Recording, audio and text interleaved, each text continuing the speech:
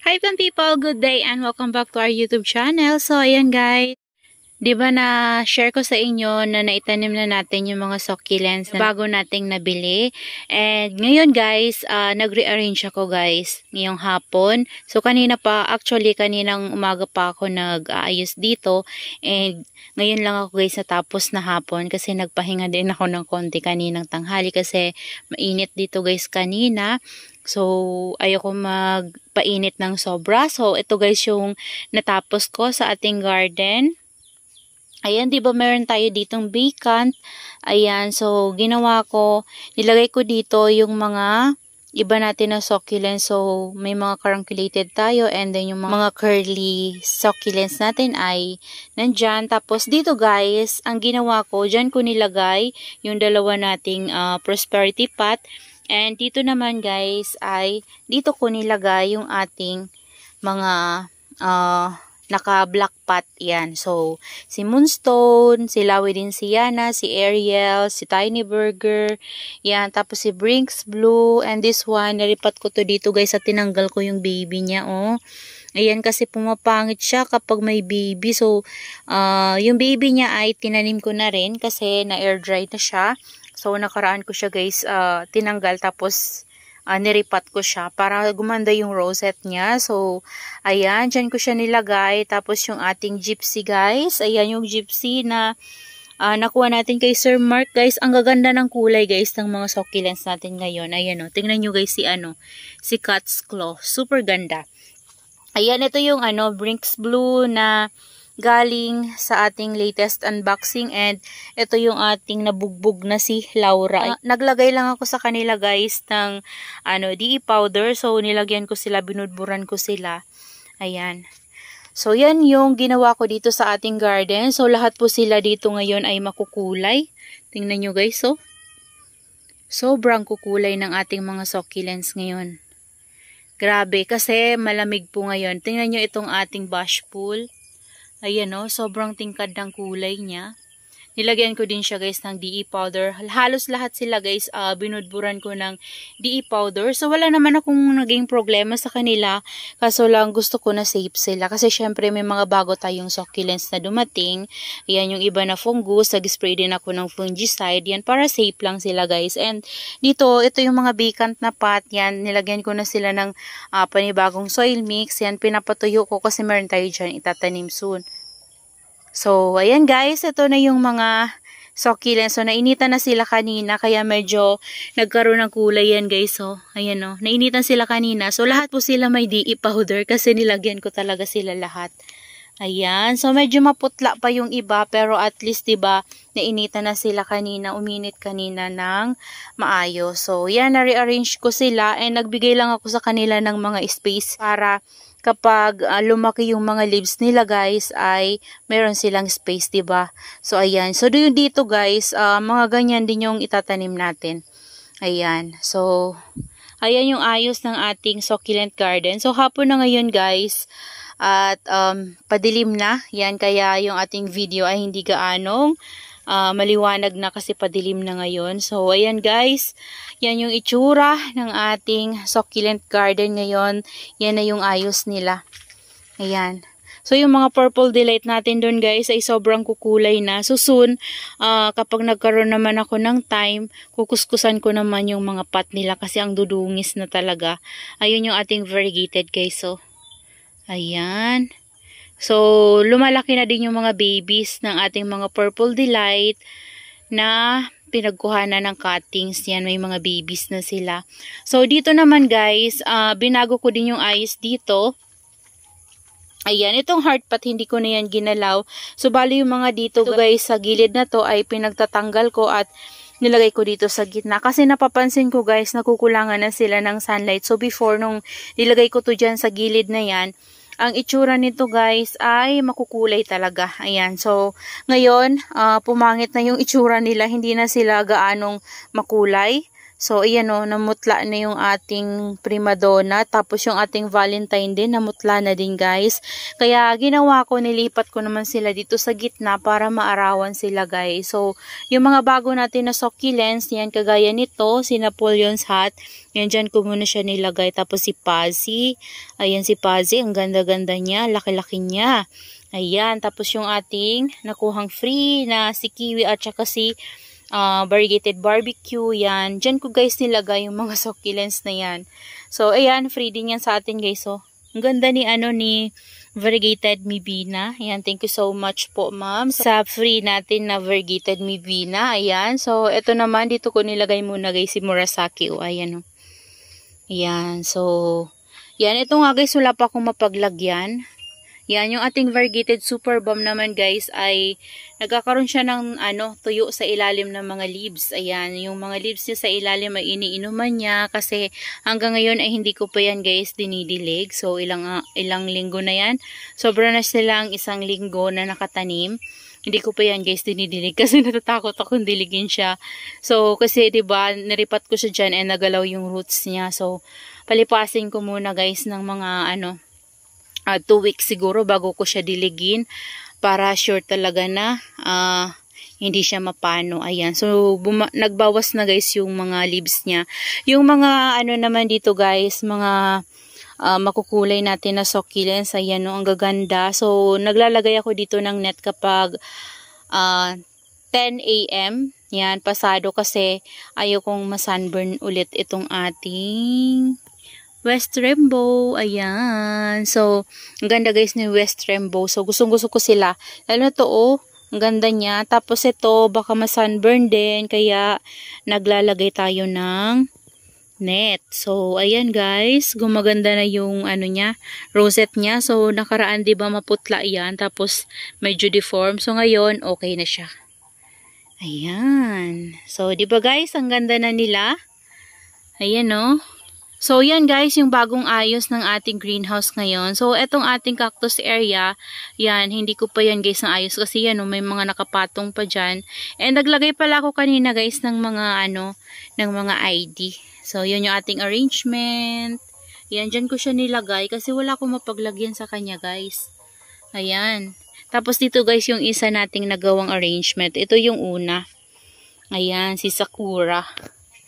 Charan! Ayan siya guys. So, okay naman siya. Ang ganda pa rin niya. So, dyan ko siya nilagay. So, plano ko, yung isang arrangement ko na ganyan, na malaki, gusto ko dito ko siya ilagay. Kaso, wala ko mapaglagyan guys. And hindi pantay yung lupa dyan. Baka matumba lang yung papatungan ko sa kanya. Kaya, hindi ko pa nililipat. So, pag-isipan ko pa kung ano yung ilalagay ko dyan para ilagay ko siya ng maayos. Ayan, ito yung isa natin na arrangement guys. So, may nagkukut-kut dito ng buhangin. Ayan lumalabas yung ating rice hull. So, okay naman siya guys. Yan may mga natutuyo na leaves si Purple Delight. So, yung ating Laura, ang ganda guys. So, yan, nagpipink-pink yung tips niya. Yung ating Purple Delight, makulay din. Ito, kailangan na to ng dilig. Ayan, hindi ko sila nadidilig pa. Nagtutuyo na yung leaves. Yan, ito guys, lumalaki na siya Yan, tapos ito, kinuhanan ko to ng mga cuttings. Yun yung nilagay natin dun sa parang Christmas tree natin. Yan, ito medyo tumataba na siya. Yan, umipekto na yung ating chicken manure. Ayan. So, pati ito guys, na-stress tingnan nyo Grabe kasi guys yung lamig dito kapag gabi. Sobrang lamig dito kapag gabi. Ito yung update pala guys sa ating blue mist. So, ang nangyari, na-stem rot yung isa. Ewan ko kung makaligtas pa yan guys. So, yung isa, ayan. Na-stem rot yung isa. Yung isa naman ay hindi. Tapos yung isang puno na kinagupitan natin, na rot din. Yung isa naman, ayan siya. Wala namang tumubo na baby. Yung baby niya guys, na nasa ilalim dati na 2, yun lang yung lumalaki. Hindi na siya nagkaroon ng baby. Ayan. So, pero okay lang. At least, na-try ko siyang i-propagate yan. So, at least nabuhay din yung pinag-cut ko sa kanya. Kahit na yung isa ay parang mamamaalam. Pero, sige lang. Ayan. Sana ay maparami ko pa rin yan soon, guys.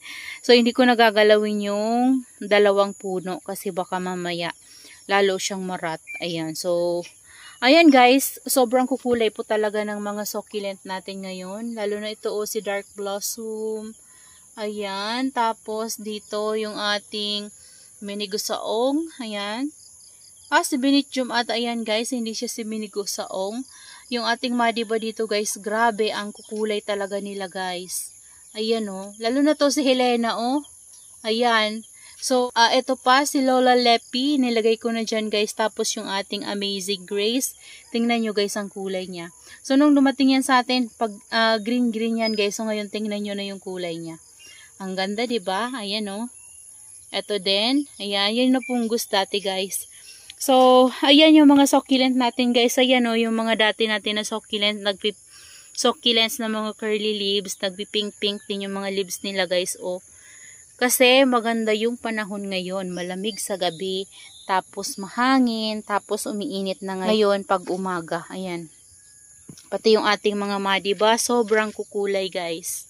Ayan yung claret natin. Diba guys, ang gaganda nila. So sana lagi na lang ganyan.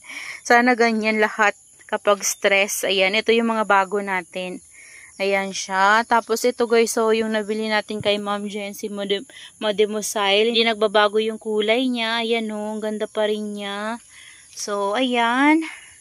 Sobrang nakaka-amaze yung mga kulay talaga ng mga succulents natin. Ayan ito din, si Amazing Grace natin. Ang ganda pa rin niya. Ito si Black Rose. Makulay pa rin yung kanyang mga leaves. Ayan. Diba guys, ang ganda nila, ang kukulay nila ngayon, grabe. Yung ating yung ating Red Ives, na puno na siya kasi pinagkakat ko yung mga crested dito banda. Tapos, tinanim ko sa likod, so ayan, napuno na siya ulit. And then, stress siya ngayon guys. Tingnan nyo yung kulay ni Red Ives. Yan, mapink-pink yung kanyang mga leaves. Tapos, yung ating Aron P. Ayan, diba, ang kukulay nila, grabe. Sobrang ganda nila guys. Ayan, ito pala guys, nilagay ko dito yung isa natin na arrangement na cactus. Ayan. Diba? Tapos ito, yung ating peach candy guys. So, tingnan nyo. Wow, grabe, ang ganda. Yung ating Solomon. Diba guys, nakakatuwa sila. Grabe. Yan, ang ganda nila, grabe. Na-amaze ako guys sa mga color nila ngayon. Promise, ang ganda talaga ng color nila ngayon guys. Sobrang titingkad ng kulay nila. Ito nga yung Aron P natin guys before na pinagkakat diba ang kulay din niya. Yan, lumago na din siya. Yan, so may mga vacant pa tayo dyan guys. So kasi yung iba dyan, binaba ko dito. Yan, kasi may vacant tayo dito. Yung mga carunculated succulents natin na nandito sa taas, binaba ko para dito kasi guys, nainitan dito kapag morning and then tanghali, nainitan dito. So kapag tanghali kasi naglalagay tayo ng net, so dito hindi na sila nainitan. So dito, nainitan sila. Kaya mas magandang nandito lahat ng ating mga carunculated and curly leaves na mga succulents para ma-maintain natin yung kulay nila, yung ganda nila, yung pagiging carunculated nila. So, lalabas pa lalo, di ba guys? So, sila yung mga mahihilig sa sunlight. Yan, ito yung mga succulents na nandito sa baba. Yan, yung mga mahihilig sa sunlight. Nilagay ko dyan para gumanda sila. So, yun lang guys. Paggabi na. Yan. Maraming salamat po sa inyong panonood. Share ko lang po sa inyo yung bago nating arrangement dito sa ating garden. So, soon, isi-share ko din yun sa inyo guys kapag na mayroon ng laman yung mga vacant pot natin dyan. So, that's all for today's video guys. Yan, I hope you enjoy watching and see you on my next vlog. Happy gardening everyone. Bye-bye! So, itong ginagamit ko guys pang lagay ng tag. Ayan. So, nakapaglagay tayo ng mga tag dyan. Ayan. Ayun, nakalimutan ko yung name. Ewan ko, hindi na pumasok sa isip ko. Ayan. So, ito yung ayos ng ating mga cactus dito guys. At ang kukulay din po nila. Nainitan na rin yung galing kay Searching Yancy. Ang ganda-ganda niya. Ayan. This one, ang laki-laki. Ayan. Sobrang ganda guys. Ayan diba? Sobrang ganda nila. So, yung namulaklak pala kanina guys ay yun, pa-close na siya Ayun, pinulinate ko yan doon sa isang yun. Ito pala, pinulinate ko dito. Ayan, so tinatry ko lang guys baka sakaling maging successful, 'di ba? Ayan, si Astro, pinulinit ko kay Mirio. Ayan, so dito naman meron na namang pa-bloom. Ayan. So ayan siya oh. O baka mamaya yan guys, bloom na yan. So hindi ko na yan makikita kasi gabi na. Ayan. So yan na lang muna guys. Bye-bye.